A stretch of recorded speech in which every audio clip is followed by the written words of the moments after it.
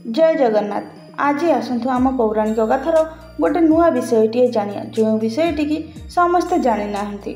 आम महाभारतर मुख्य चरित्र मानक मध्यरु द्रौपदी अन्यतम। समस्त को जना अछि जो महाभारत होइतिला महाभारत युद्ध होइतिला कौरव एवं पांडव मानक मध्यरे धर्म एवं अधर्म मध्यरे सेथि निमंते मुख्यतः दायी थिला द्रौपदीर वस्त्रहरण। द्रौपदी कुरुकुलर वधू थिला। कुरुवंशर से मान महत थिला। से पांडवंकर पत्नी होइथिले मध्य कुरुवंशर मर्यादा थिला। तथापि तार वस्त्रहरण करा जाइथिला। परा राजसभारे ताकू लज्जित करा जाइथिला। किंतु जानिछन्ति कि आपण माने ए जो द्रौपदीर वस्त्रहरण हेतिला सेटा से महाभारत समय नुह पूर्व समय शत्रुता नहीं पूर्व जन्मर शत्रुता थिला दुशासन आउ द्रौपदी मध्यरे।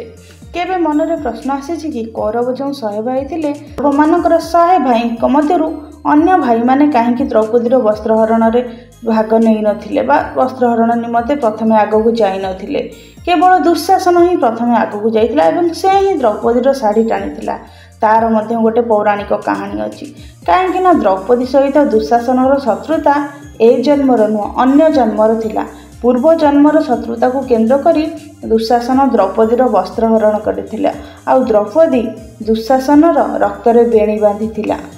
कहा जाए पुराण अनुसारे माँ सरस्वती वाग्देवी से विद्यादात्री माँ सरस्वती को 15 ब्रह्मा अर्थात 15 जन ब्रह्मांकर अंश असादाचरण करथिले जोंथिपाई कि माँ सरस्वती रागी जाइथिले।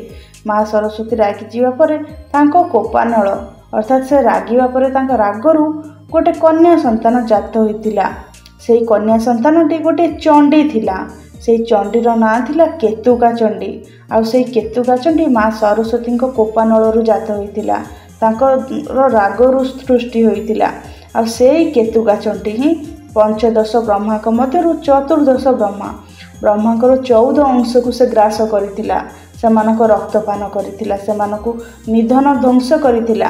किंतु तांको मध्यरु 15 ब्रह्मा 15 नंबर ब्रह्मांकर जो अंशटी थिला से बंची जाइथिला। से प्रभु नारायण को आराधना करी तांको स्पर्शन करिकरी बंची जाइथिला एवं आहुरी मध्य वर प्राप्त होइथिला।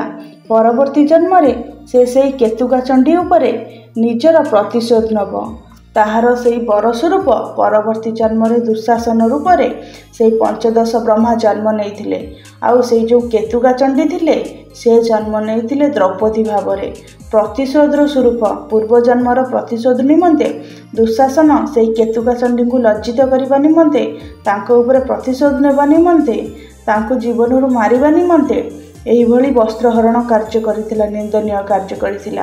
तांको कष्ट देबाकू चाहिथिला जार परिणाम स्वरूप पूर्व जन्म रे से जो असुर थिला 15 ब्रह्मा जार ना थिला शूद्रक से पूर्व जन्म रे बंची जाइतिला सत किंतु परवर्ती जन्म रे मध्य से पाप करने को पछेइला नहीं। से जन्म रे माँ सरस्वती को असादाचरण करके विष्णु को प्रार्थना करी बंची जाइतिला सत किंतु परवर्ती जन्म रे से दुशासन रूप में जन्म नहीं केतुका चंडी रूप में जन्म नहीं थिबा द्रौपदी को असादाचरण करथिला। जार फलस्वरूप महाभारत गाथा आपण मानकु जना अछि।